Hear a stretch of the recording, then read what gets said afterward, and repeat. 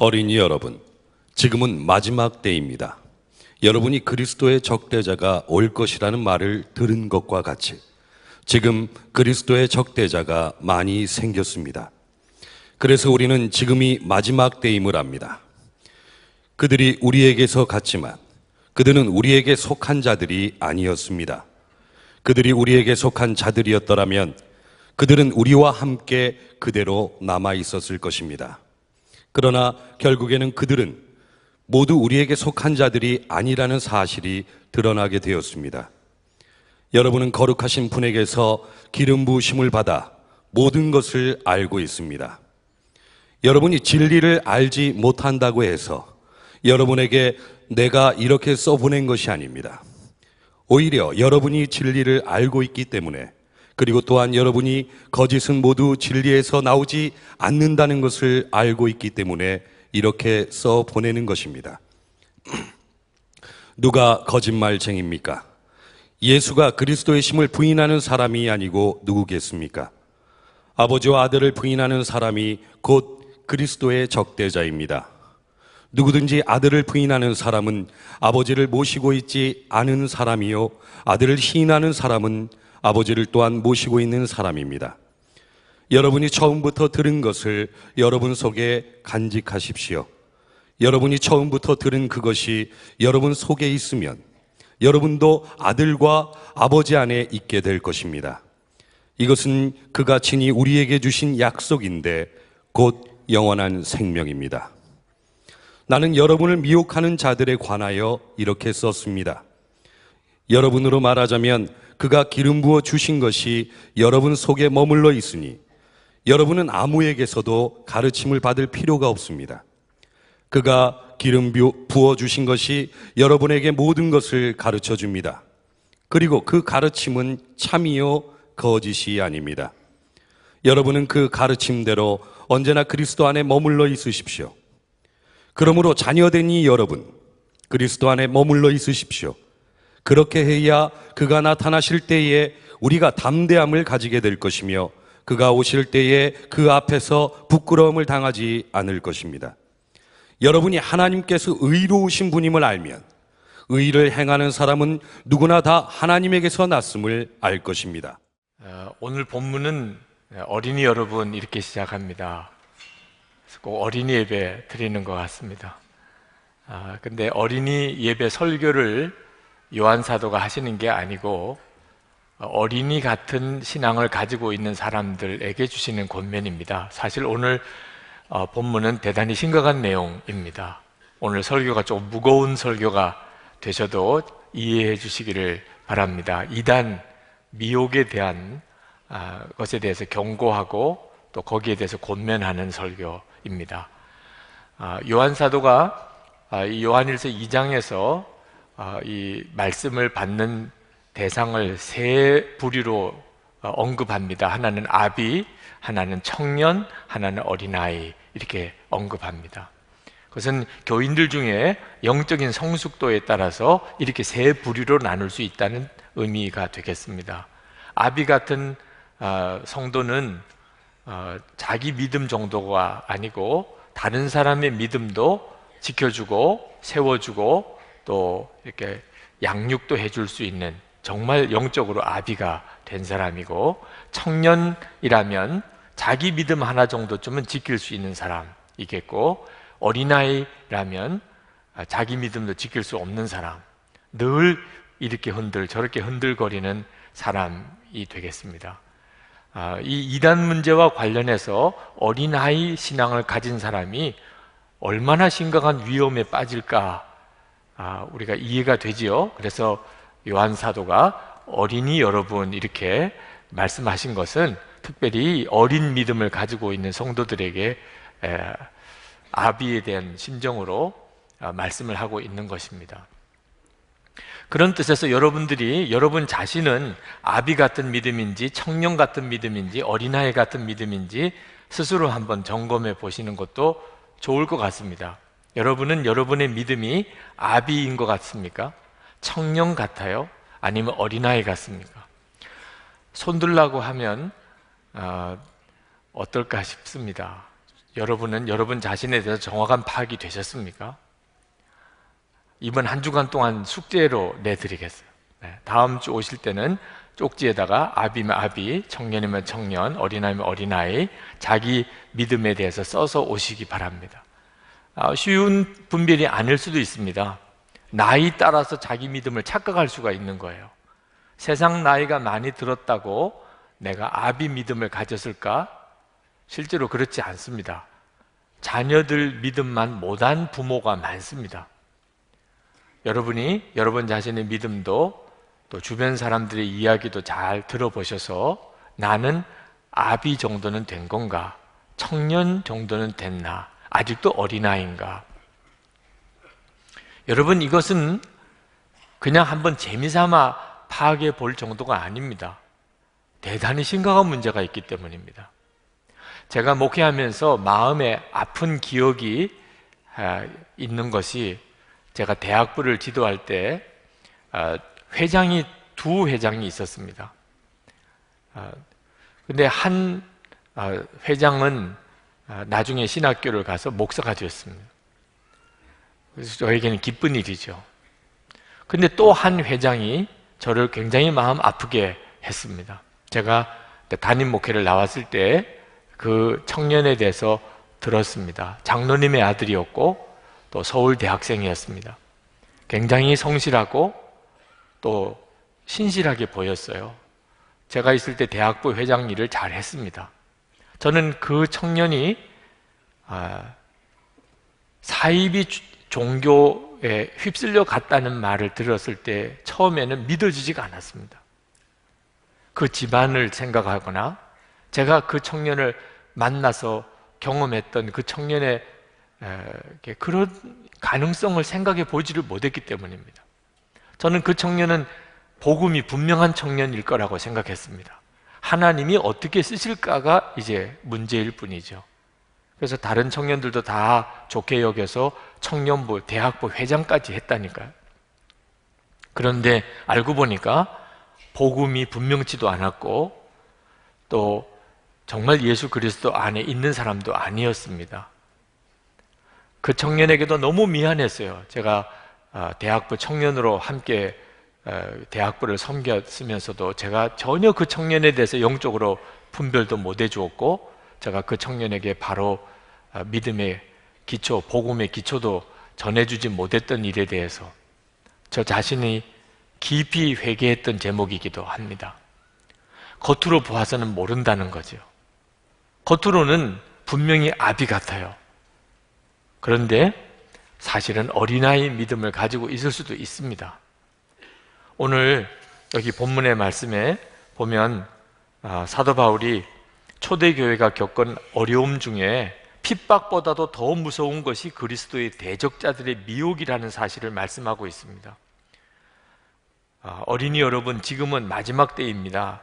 여러분이 그리스도의 적대자가 올 것이라는 말을 들은 것과 같이 지금 그리스도의 적대자가 많이 생겼습니다. 그래서 우리는 지금이 마지막 때임을 압니다. 한 번은 학원 복음화 협의회에 총회를 할 때 우리 그리스도인 교수님 한 분이 그런 안타까운 이야기를 하셨어요. 교인들을 보면 좋은 대학 자녀들 들여보내는 일에만 온갖 신경을 다 쓴다는 겁니다. 그리고 그렇게 대학에 들어가면 하나님의 은혜요 축복이라고 생각한다는 거죠.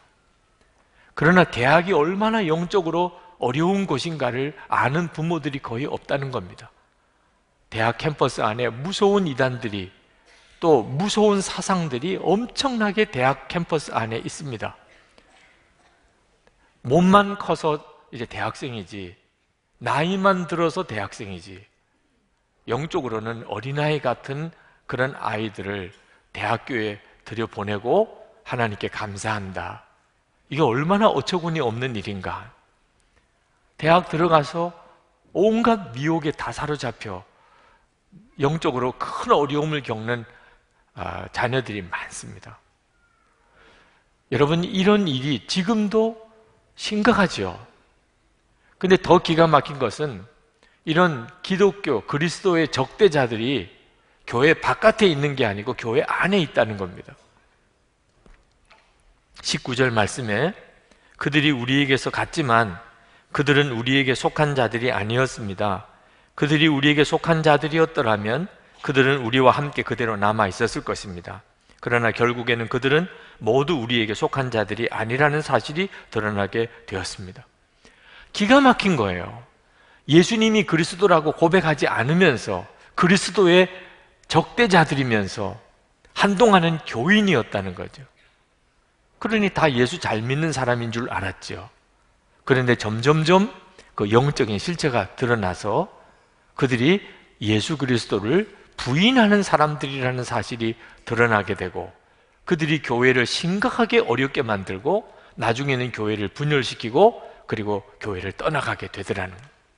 이런 일을 초대교회가 얼마나 큰 어려움, 시험 가운데서 겪었는지 우리가 이제 서신서를 읽어보거나 하면 나오게 되는데 오늘 이 부분이 그 말씀을 하고 있는 겁니다. 22절에 누가 거짓말장이입니까? 예수가 그리스도이심을 부인하는 사람이 아니고 누구겠습니까? 아버지와 아들을 부인하는 사람이 곧 그리스도의 적대자입니다. 여러분, 교인이라고 다 예수님이 그리스도라고 고백하는가? 그렇지가 않습니다. 지금도 그렇습니다. 오늘 이 자리에 여러분 교회에 오셔서 예배 드리시는 여러분들 중에 어느 정도일지 가늠하기는 어렵지만 예수님이 그리스도라고 솔직히 고백이 안 되는 분이 이 자리에 계실 거예요. 예수님이 그리스도라는 말이 무슨 뜻인지도 모르니까 말이에요. 왜 예수님을 그리스도라고 하는지 그 자체를 모르는데 어떻게 고백을 합니까? 그냥 몸만 교회 나온 거죠. 교회를 다니니까 예수를 믿는다고 말을 하지만 실제로 누가 왜 예수가 그리스도십니까? 대답을 못해요. 모르니까. 그러니 전도도 못하죠. 예수를 믿으라는 말을 못 꺼내요. 왜? 본인이 모르는 걸, 예수가 그리스도라는 사실.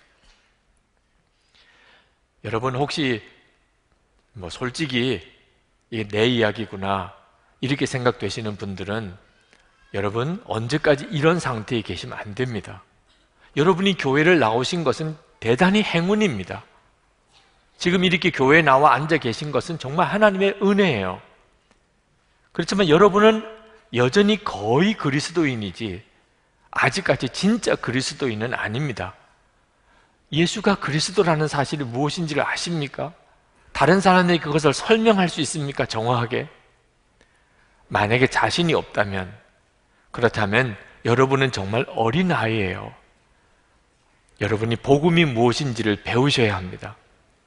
저희 교회에서 1:1 양육을 하는 이유는 처음 우리 교회에 오시는 분들에게 그분이 어떤 믿음의 성숙함을 가졌는지 떠나서 무조건 1:1을 받으시게 합니다. 그것은 아직도 분명한 말씀의 기초와 복음의 기초를 갖지 못한 분들이 있을 수 있기 때문이고, 그리고 그분도 나중에 다른 분에게 그렇게 1:1 양육을 하셔야 되기 때문에 꼭 다 받으시게 합니다. 여러분 주저하지 마시고 여러분 자신이 1:1 세가족 과정을 한번 꼭 밟아보십시오. 정확하게 한번 복음이 무엇인지, 예수를 왜 믿는 건지 여러분 자신도 분명하게 되시고 다른 사람에게도 그것을 전할 수 있어야 하잖아요. 그리고 제자훈련 꼭 하시기 바랍니다. 아직도 제자훈련 안 하신 분들이 상당히 많으실 겁니다. 꼭 하시기 바랍니다. 해도 되고 안 해도 되는 일이 아닙니다. 오늘 그 말씀을 여러분에게 드리려고 합니다. 사탄이 이제 마지막 때에 이렇게 교회를 다니는 사람조차도 삼켜버리려고, 무너뜨리려고 마지막 발악을 합니다. 여기 계신 분 중에 정말 내 믿음이 구원받을 믿음인지 아닌지 불시험을 반드시 당하게 됩니다. 그때 복음의 기초가 준비 안 된 사람, 왜 예수가 그리스도인지 분명히 확신이 없는 사람은 다 넘어지게 됩니다. 여러분에게 복음학교도 하시도록 추천해 드립니다. 많은 사람들이 복음학교를 통해서 십자가를 통과한 경험을 하셨다고 간증을 합니다. 여러분에게도 그런 기회가 지금 여전히 주어져 있습니다. 한 번은 대학생 한 자매를 신앙 상담을 했는데 그 자매는 스스로 교회를 등록해서 나왔습니다. 설교 시간에 말씀을 듣고자 하는 열망이 대단히 간절해 보였습니다. 그래서 그 자매와 상담을 했는데 깜짝 놀란 것은 그 자매가 한때 우리 한국 대학교 안에 무섭게 세력을 펼치던 JMS라고 하는 이단 집단에 빠져 있었던 자매입니다. 정명석이라고 하는 사람을 구세주라고, 정말 상상도 안 되는 이야기고 어떻게 대학생들이 그걸 믿을 수 있느냐 싶은데 엄청난 세력을 가지고 있었습니다. 거기에 빠졌던 자매예요. 그런데 아무리 생각해도 이건 아닌가 봐, 그런 마음의 갈등 때문에 스스로 교회에 나와서 복음을 듣고자 했던 자매입니다. 그 자매에게 복음을 전해 주었어요. 그런데 참 어려웠습니다. 선뜻 복음을 못 받아들이는 거예요. 그래서 왜 그런가 하고 가만히 대화를 나눠보니까 이 정명석 그 이단 집단에서 그가 배웠던 교리, 그게 마음에 먼저 딱 자리 잡고 있으니까 복음에 대해서, 성경 말씀에 대해서 다 그 기준으로 잣대를 가지고 판단하는 겁니다. 믿어진다, 믿어지지 않는다, 이해가 된다, 안 된다. 그러니 세상에 어떻게 복음과 하나님의 말씀을 그 자매 마음에 심어줄 수 있겠냐 말입니다. 엄청나게 힘들었어요. 여러분, 여러분의 마음속에 무엇이 도대체 구원의 진리인가? 도대체 이 세계는 어떻게 움직여지는 건가? 역사는 어떻게 움직여지는 건가? 다 여러분의 마음에 형성되어 있습니다.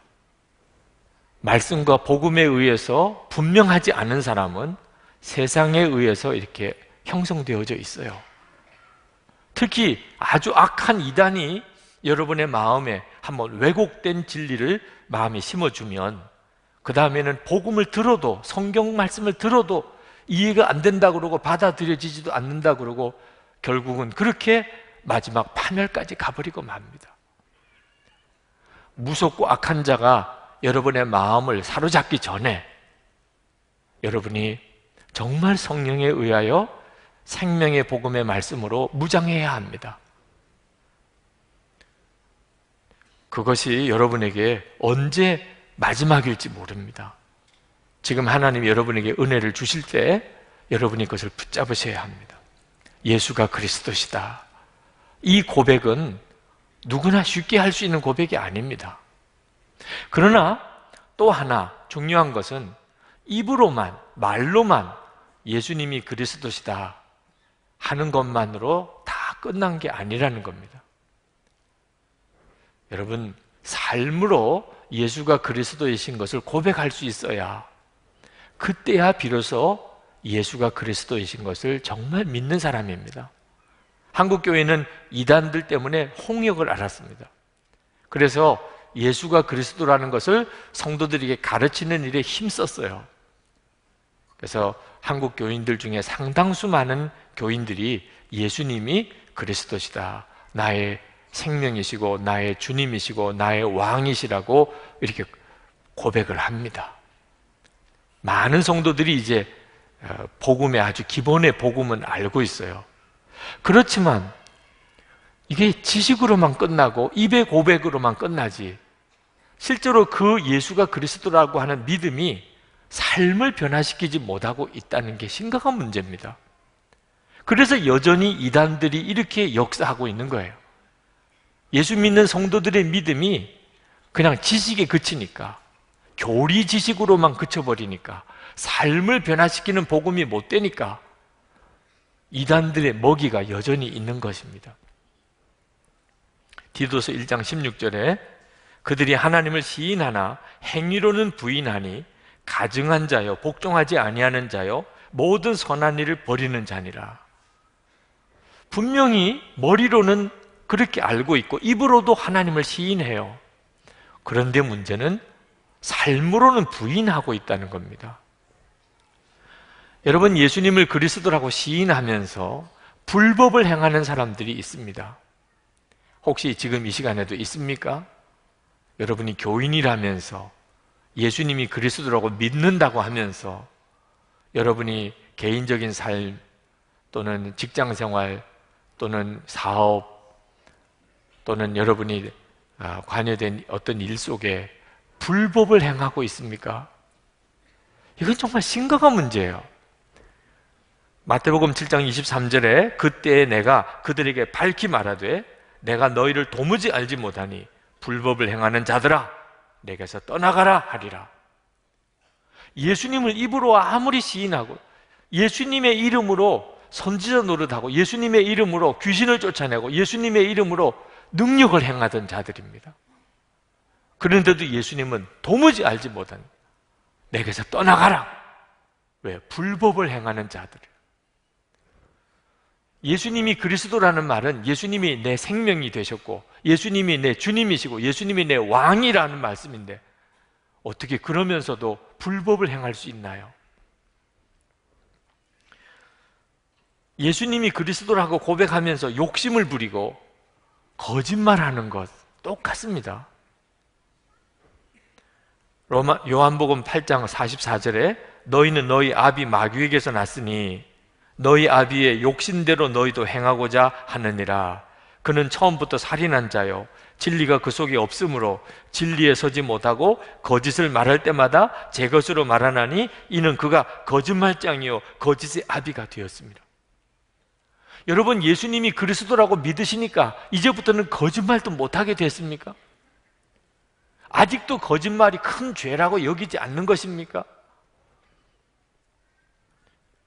여러분, 거짓말이 어디서부터 나온 건지를 안다면 여러분은 정말 거짓말 못하는 사람이 될 겁니다.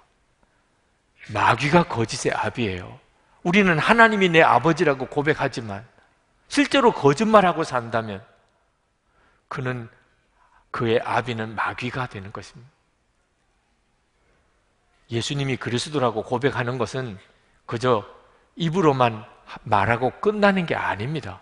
거짓말도 못하는 거예요, 이제는. 예수님이 그리스도라고 고백하면서 형제를 미워하는 자들도 그렇습니다. 요한일서 2장 11절에 자기 형제 자매를 미워하는 사람은 어둠 속에 있고 어둠 속을 걷고 있으니 자기가 어디로 가는지를 알지 못합니다. 어둠이 그의 눈을 가렸기 때문입니다. 요한일서 4장 10절에 20절에 누구든지 하나님을 사랑하노라 하고 그 형제를 미워하면 이는 거짓말하는 자니 보는 바 그 형제를 사랑하지 아니하는 자는 보지 못하는 바 하나님을 사랑할 수 없느니라. 예수님을 그리스도라고 그렇게 천연덕스럽게 고백하면서 어떻게 그렇게 미워하고 사냐 말입니다. 예수님이 정말 생명이시고 예수님이 정말 주님이시고 예수님이 정말 왕이신 게 맞습니까? 하나님은 절대로 내 입술의 고백만 받으시는 게 아닙니다. 내 삶을 보고 우리가 예수님을 정말 그리스도라고 고백하는지를 안다는 겁니다. 예수님이 그리스도라고 고백하면서 예수님의 몸인 교회를 분열시키는 자들, 이것도 정말 기가 막힌 일입니다. 오늘 요한 사도가 누구를 이야기하고 있습니까? 그들은 교인이었습니다. 그런데 그들의 영은 그렇지가 않았습니다. 결국은 그들이 교회를 크게 시험을 일으키고 그리고 상처를 주고 그리고 교회를 분열시키고 떼어져 나가버렸습니다. 그래서 이들이 본래부터 예수님의 사람이 아니었구나 하는 것을 알게 되었다는 거죠. 여러분, 우리도 정말 조심해야 됩니다. 우리는 때때로 교회가 잘 되자고 그리고 옳고 그른 것을 따지기도 합니다. 그건 대단히 좋은 일입니다. 반드시 있어야 합니다. 그러나 반드시 한계가 있습니다. 지켜야 될 한계가 있어요. 교회를 하나 되도록 지키면서 교회를 바르게 만들고 교회를 바른 방향으로 가도록 해야 하는 것입니다. 때때로 보면은 교회가 깨어지는 것을 보지 못하는 사람들이 있습니다. 의도적으로 교회를 깨트리기 위해서 교회에 들어오는 이들도 있습니다. 지금이 그래서 더 무서운 때라고 하는 거죠. 예수가 그리스도라고 하는 고백이 없으면서도 교회에 들어온 사람들이 있습니다. 요즘에는 이단들이 그렇게까지 역사합니다. 그들은 교회 안에 들어와서 어느 정도 신임을 얻고 난 다음에 그 다음에는 본격적으로 교회를 분열시키는 일을 합니다. 고린도전서 12장 20절에 이제 지체는 많으나 몸은 하나라. 눈이 손더러 내가 너를 쓸 데가 없다 하거나 또한 머리가 발더러 내가 너를 쓸 데가 없다 하지 못하리라. 25절에 몸 가운데서 분쟁이 없고 오직 여러 지체가 서로 같이 돌보게 하셨느니라. 예수가 그리스도다. 이 교회가 예수 그리스도이십니다. 그러면 우리에게 있어서 가장 중요한 것은 하나됨입니다. 그걸 알지 못하는 사람들이 있습니다. 여러분, 이런 미혹이 지금 우리 가운데도 있고 점점 심해지게 될 것입니다. 여러분이 그 점에 대해서 분명하게 인식하고 여러분이 영적으로 여러분 자신을 정말 예수 그리스도 안에서 여러분의 믿음을 견고하게 세워가야 합니다. 그러나 두려워하지는 마시기 바랍니다. 악한 자들이 어떻든지 성도들을 넘어뜨리려고 교회를 깨트리려고 역사하겠지만 하나님은 우리에게 두려워하게 하지 않으십니다. 왜냐하면 하나님은 반드시 우리가 어떤 시험을 당하든지 어떤 미혹이 오든지 우리가 그 시험을 이길 수 있도록 다 방비해 놓으셨기 때문입니다. 고린도전서 10장 13절부터 보면 사람이 감당할 시험 밖에는 너희가 당한 것이 없나니 오직 하나님은 미쁘사 너희가 감당하지 못할 시험 당함을 허락하지 아니하시고 시험 당할 즈음에 또한 피할 길을 내사 너희로 능히 감당하게 하시느니라. 하나님은 우리를 마귀가 역사하고 우리를 미혹하는데 그냥 무방비 상태로 우리를 내보내신 게 아닙니다. 하나님은 우리를 능히 지키시고 우리가 감당할 수 있게 해주십니다. 이것이 바로 나는 죽고 예수로 사는 십자가 복음입니다. 예수님으로 사는 복음입니다. 우리 안에 예수님이 오셨습니다. 우리를 지키시는 분이 우리 안에 계십니다. 그러므로 악한 자가 우리를 만지지도 못하게 해주십니다. 여러분이 예수님을 믿으셨다면 바로 여러분을 지켜주시는 그 예수님을 분명하게 붙잡으셔야 됩니다. 그래서 교회만 왔다 갔다 머리로만 아는 교리 지식으로만 예수를 믿지 마시라고 말씀을 드리는 겁니다. 20절에 보십시다. 여러분은 거룩하신 분에게서 기름 부음을 받아 모든 것을 알고 있습니다. 여러분은 모두 지식을 가지게 되었습니다. 여기 기름 부음을 받았다는 말은 성령 하나님이 여러분의 마음에 임하셨다는 말입니다. 우리 모두가 다 예수를 믿는 모든 이들에게 일어난 일입니다. 우리는 성령 하나님을 마음에 모시고 사는 사람이에요. 그러니 마귀가 우리를 어떻게 하겠어요? 우리 안에 오신 성령님은 우리로 하여금 무엇이 복음인지, 무엇이 살 길인지, 무엇이 진리인지를 우리로 알게 하시는 분이에요. 그래서 성령 받은 성도들은 다 분명한 복음을 알게 되어 있습니다. 고린도전서 12장 3절에 그러므로 내가 너에게 알리노니 하나님의 영으로 말하는 자는 누구든지 예수를 저주할 자라 하지 아니하고 또 성령으로 아니하고는 누구든지 예수를 주시라고 할 수 없느니라. 여러분이 예수님을 주님이라고 고백하고 예수님이 그리스도라고 믿는 일은 성령의 역사로만 되는 일입니다. 혹시 이 시간에 안 믿어지시는 분이 계시면 성령의 역사를 구하시기 바랍니다. 그러면 여러분 스스로가 놀랄 정도로 여러분이 믿게 된 것을 알게 됩니다. 이건 정말 황홀한 일입니다. 안 믿어지신 분들은 더 놀라운 일이죠. 믿어지니까 말입니다. 성령께서 하시는 일입니다. 27절에 보면 여러분으로 말하자면 그가 기름 부어 주신 것이 여러분 속에 머물러 있으니 여러분은 아무에게서도 가르침을 받을 필요가 없습니다. 성령님을 모시고 사는 사람에게는 구원의 지식이 분명하니까 아무에게도 가르침을 받을 필요가 없다. 이 말은 독불장군이 되라, 왜 옹고집장이가 되라, 누구로부터 배우지 않고 나는 모든 것을 알고 있다고 하는 영적인 교만에 빠지라고 하는 말씀이 아닙니다. 그러면 성령님을 받은 사람이 아니죠. 그러면 이게 무슨 말입니까? 누구로부터 가르침을 받을 필요가 없다.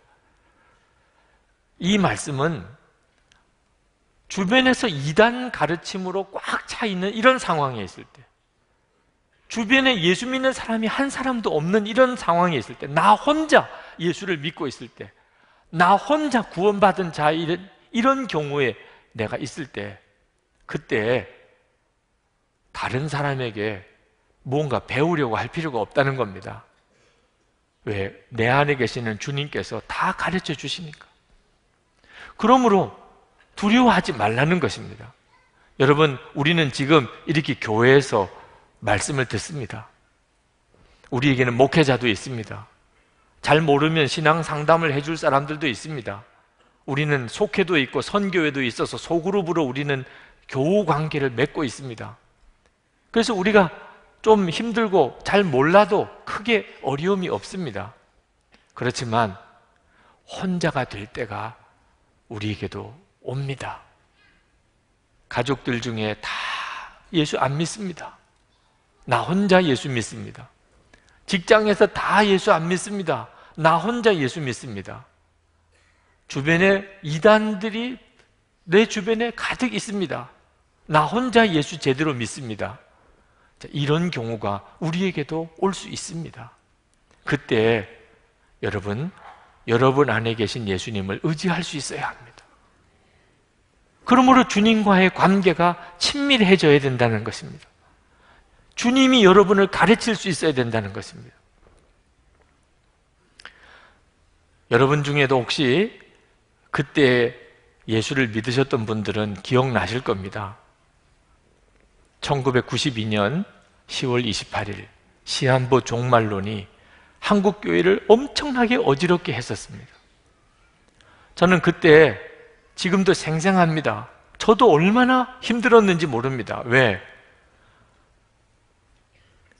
그 사람이 거짓말을 할 리가 없다고 생각하는 사람, 이 사람은 절대로 거짓말 할 리가 없어, 그런 주변에 있는 사람들이 주님의 음성을 들었다는 겁니다. 10월 28일에 주님이 분명히 재림이 오신다고 하셨다는 거예요. 이런 사람이 한두 사람이 아니었어요. 자, 이런 경우에 믿어야 됩니까? 안 믿어야 됩니까? 한두 사람이 아니라니까. 분명히 들었다니까. 분명히 보았다니까. 그리고 책으로도 나오고 뭐 얼마나 많은 목사님들 중에도 이 일에 미혹을 받은 사람이 많았는지 모릅니다. 제가 이걸 도대체 10월 28일 정말 주님이 오실 테니까 준비하라고 해야 되나, 이런 생각이 들 정도였다니까요. 그런데 주님이 저에게 말씀하신 것은 아니었어요. 다른 사람들은 분명히 들었다고 하는 사람들이 많지만 저에게 말씀하신 것은 아니었어요. 제가 그랬습니다. 주님이 10월 28일 오실지 어떨지 그건 정말 모르는 일이지만 언제 주님이 오시든지 주님 맞을 준비는 하는 것이 당연한 일이죠.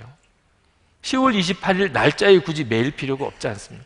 언제 주님 오실지라도 주님 맞이할 준비는 하십시오. 그때 상황은요, 정말 주님이 당장 오실 것 같은 상황이었습니다. 여러분 안에 계신 주님께서 여러분에게 여러분을 분명하게 지키고 인도하시지 않으시면 앞으로 그보다 더한 미혹과 시험이 올 수도 있습니다.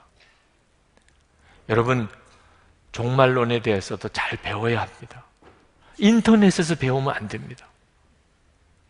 여러분, 인터넷을 통해서 여러 많은 정보를 얻을 수 있지만 미혹의 장이기도 합니다. 앞으로 더 그럴 거예요. 여러분은 말씀을 통해서 여러분 안에 계신 성령의 인도하심을 정확하게 분별받는 훈련을 해야 합니다. 다른 사람이 무슨 말을 했다는 것을 듣고 좌지우지 되는 사람은 거의 100% 다 넘어집니다. 마귀는 미혹시키는 데 선수입니다. 마태복음 16장에서 예수님께서 제자들에게 물으셨어요. 너희는 나를 누구라고 하느냐? 그때 베드로가 주는 그리스도시요 살아계신 하나님의 아들이라고 하는 놀라운 신앙 고백을 처음 했습니다. 예수님이 기뻐하시면서 바요나 시몬아 내가 복이 있다고 하시고, 그리고 이것을 너로 알게 하니는 내가 아니고 하나님이시라고 그랬어요. 베드로가 예수님이 그리스도시고 하나님의 아들이신 것을 어떻게 알았겠어요? 그 안에 계시는 성령께서 그 베드로에게 그걸 알게 해주셨어요. 우리에게도 똑같이 하십니다. 주님은 우리에게 진짜 복음이 뭔지, 정말 진리가 뭔지를 주님이 우리에게 알게 하세요. 말씀을 통하여 주님은 분별하게 해주십니다. 그러나 여러분, 이렇게 바른 복음을 아는 데서 만족하면 안 됩니다. 성령의 충만함까지 나가야 됩니다. 여러분의 삶이 변화되어지는 상황까지 가야 됩니다. 베드로가 예수님이 그리스도시고 하나님의 아들이신 것을 알았지만 그 다음에 예수님께서 십자가에 대해서 말씀하셨습니다. 예수님이 십자가를 지시고 죽으실 것에 대해서 말씀하셨습니다. 그때 베드로가 예수님 앞에서 그런 일이 일어나지 않기를 원한다고, 절대로 그런 일은 일어나면 안 된다고 예수님을 가로막았습니다. 예수님께서 베드로에게 무섭게 책망하셨습니다. 사탄아, 내게서 떠나가라. 내 뒤로 물러가라. 내가 하나님의 일을 생각하지 않고 사람의 일을 생각하는도다. 조금 전까지 그렇게 칭찬하신 예수님이 어떻게 이런 무서운 책망을 하실 수 있습니까? 예수님이 그리스도라고 고백할 수 있는 사람도 이런 미혹을 받을 수가 있다는 겁니다. 십자가 앞에서 그만 사람의 생각에 빠져서 마귀의 미혹을 받을 수 있다는 거예요. 그러므로 여러분, 예수를 믿으실 때 여러분이 정말 성령에 충만한 성도가 되어야지, 그렇지 않으면 반드시 이단이 여러분을 틈타고 들어옵니다. 이단이 틈타고 들어오는 자리는 내가 알기는 아는데 사라지지 않는 부분, 예수님이 그리스도라는 것을 내가 믿기는 하는데 삶은 안 바뀐 경우, 그럴 때는 여러분의 마음에 신앙의 회의가 늘 있습니다. 내가 진짜 잘 믿는 거야? 내가 정말 제대로 믿는 거야? 이단이 그걸 놓칠 리가 없습니다. 여러분들에게 진짜 구원의 길이 따로 있어. 너는 뭘 제대로 몰라서 그런 거야. 우리 교회를 한번 와봐. 그러면 여러분 아무데나 성경 공부 가면 안 됩니다. 지금 때는 여러분이 여기저기서 은혜 받는 기회를 얻는 것은 저는 대찬성입니다. 그러나 반드시 분별을 받으시면 됩니다. 그러나 정말 중요한 것은 여러분 자신이 예수님으로 충만한 삶을 사셔야 한다는 겁니다. 그래서 사도 요한이 반복해서 권면하는 내용이 예수님이 우리 안에 거하시지만 우리도 그리스도 안에 머물러 있어야 한다는 말씀을 하고 있습니다. 27절에 여러분은 그 가르침대로 언제나 그리스도 안에 머물러 있으십시오. 28절에 그러므로 자녀된 이 여러분 그리스도 안에 머물러 있으십시오. 오늘 정말 명심하고 가셔야 됩니다. 그래서 이 설교의 제목을 그리스도 안에 머물러 있으십시오 라고 정한 것입니다. 여러분, 예수님이 여러분 안에 계신 것에만 만족하면 안 됩니다. 여러분도 예수님 안에 머물러 있어야 합니다. 예수님 안에 머물러 있는다는 건 어떻게 하는 거죠? 항상 예수님으로 여러분의 마음과 생각이 충만해야 합니다. 여러분, 지난 한 주간 동안 여러분의 마음과 생각 속에 예수님 말고 다른 게 들어왔던 적이 얼마나 됩니까? 순간순간일 수는 누구나 다 있습니다. 그러나 한동안 예수님도 생각 못하고 무언가를 생각하고 무언가를 품고 살았던 적은 없었습니까? 예수님 안에 머물러 있지 않았던 순간입니다. 예수님께서 정말 여러분의 주님이셨고 여러분의 왕이셨습니까? 예수님 안에 머무른다는 것은 예수님께 여러분 자신을 완전히 맡겨드린다는 것입니다. 이번에 두바이 한인교회 집회를 갔을 때 그 담임 목사님이 신철범 목사님께서 제가 말씀을 전하기 전에 잠깐 그런 말씀을 하셨는데 제 마음에 오래 기억이 남습니다. 우리가 누군가를 계속 바라본다면 그러면 내가 바라보는 사람의 모습이 내 눈동자에 비치게 된다는 겁니다. 그렇죠? 여러분이 누군가를 바라보면 여러분의 눈동자에는 여러분이 바라보는 사람의 모습이 눈동자에 비칩니다. 그래서 누구를 바라보는지를 알아요. 예수님께서 늘 우리를 바라보실 터이니 예수님의 눈동자에는 제 모습도 여러분의 모습도 비치실 겁니다. 그러나 우리가 만약에 24시간 예수님을 바라본다면 그러면 우리 눈에 예수님의 모습이 비치게 될 것입니다. 그래서 누군가가 만약에 나를 볼 때 내 눈에 예수님의 모습이 비치는 것을 보게 될 것입니다. 그런 내용의 말씀을 하셨어요. 제가 그 말씀을 듣고 정말 그렇다 하고 아멘 했습니다. 여러분, 우리가 신앙생활하는 기준을 한번 정합시다. 다른 사람이 내 눈을 우연히 보았을 때 내 눈에 예수님의 모습이 비쳐 있어요. 내 눈을 보면 예수님을 보는 것 같아요. 예수님 안에 머물러 있는 사람입니다. 저는 우리 교우들 중에 그런 분들을 몇 분 봅니다.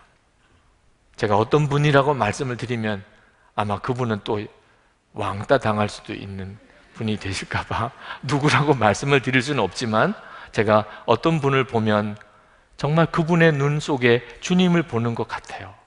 그분이 늘 주님을 바라보시는 분이니까 그런 것 같습니다.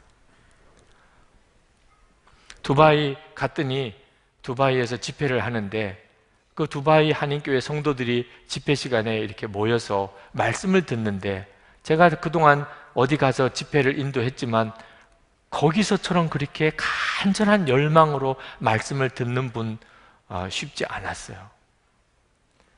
근데 왜 그럴까 하고 생각해 보니까 그 두바이가 무슬림 나라입니다. 그곳에서 예수를 믿는 성도들이에요. 거기는 우리 같은 이런 자기 예배당이 없습니다. 그래서 목요일, 금요일 아침마다 모여서 다 그 강당에 의자를 깔아놓고 예배당으로 꾸밉니다. 그리고 예배드리고 또 모여서 그걸 다 치우고 창고에다 정리하고 가야 됩니다. 그들의 주님을 향한 사모함은 여기서 우리가 예수님을 사모하는 것과 비교가 안 될 정도로 간절하더라. 그래서 그분들 안에 역사가 그만큼 강한 것 같습니다. 여러분, 여기서 얼마 떨어지지 않는 북한에 있는 성도들은 더 하지 않겠어요? 그들은 예수님을 향한 갈망이 얼마나 간절하겠어요? 예배 한번 마음껏 드리고 찬송 한번 크게 불러보고 기도 한번 제대로 해보고 싶은 게 그들의 소원 아니겠어요? 우리들은 늘 하는 일인데 말이에요. 우리들은 하라고 해도 안 하니 문제인데 그들은 그게 그렇게 사모함이 이 예배 한번 이렇게 드리는 찬송 한번 크게 부르는 기도 한번 제대로 해보는 게 소원이라니까. 여러분, 우리가 똑같이 그 마음을 가지고 주님을 바라보시잖아요. 북한에 있는 동포나 우리나 거리가 얼마나 떨어져 있길래 뭐 다르겠어요. 여러분이 내가 지금 북한에 있는 동포다, 성도다 그렇게 생각하고 주님을 한번 바라보십시오. 지금 감옥에서 예배드리고 싶어도 예배드릴 수 없고 기도 한번 하고 싶어도 기도할 수도 없는 처지에 있는 어떤 사람이 기도하고 싶은 갈망, 찬송 부르고 싶은 소원, 예배드리고 싶은 소원을 가지고 있다면 여러분이 그 심정으로 한번 주님을 바라보십시오. 오늘 우리가 성찬을 합니다. 성찬은 주님과 거룩한 교제의 시간입니다. 믿어지지 않을 정도로 놀라운 은혜의 시간입니다. 예수님과 우리가 어느 정도로 가까운가? 주님의 살과 피를 먹고 마실 정도로 주님과 우리는 한 몸이라는 거죠. 아마 여기 계신 여러분들 중에 그 정도로 내가 주님과 가깝다고 느껴지시는 분은 없으실 거예요. 느낌으로는 불가능한 일입니다. 그래서 주님이 성찬을 통하여 우리에게 증거를 주시는 거예요. 주님과 우리 사이는 어느 정도 가까운가? 주님과 우리가 완전히 한 몸인 성찬을 받을 때 명심하세요. 이렇게 주님과 나는 가깝다. 느낌에 의존하면 이건 도무지 영원히 내가 경험 못할 일입니다. 성찬을 통해서 하나님이 여러분에게 주신 축복이라고 믿고 받으시기 바랍니다. 주님과 나는 이렇게 완전히 한 몸이다. 외경인 마카비 이서에 보면 안티오코스 에피파네스 황제 때 무서운 박해가 일어났었는데 그때 일곱 형제가 한 자리에서 순교하는 장면이 나옵니다. 근데 6 아들이 다 죽어요. 막내가 남았습니다. 그때 이 학살자가 이 막내를 죽이고 싶지 않아요. 그리고 어떻든지 배교시켜서 살려주려고 합니다. 그래서 그 어머니를 데리고 옵니다. 와 보니까 기가 막혀요.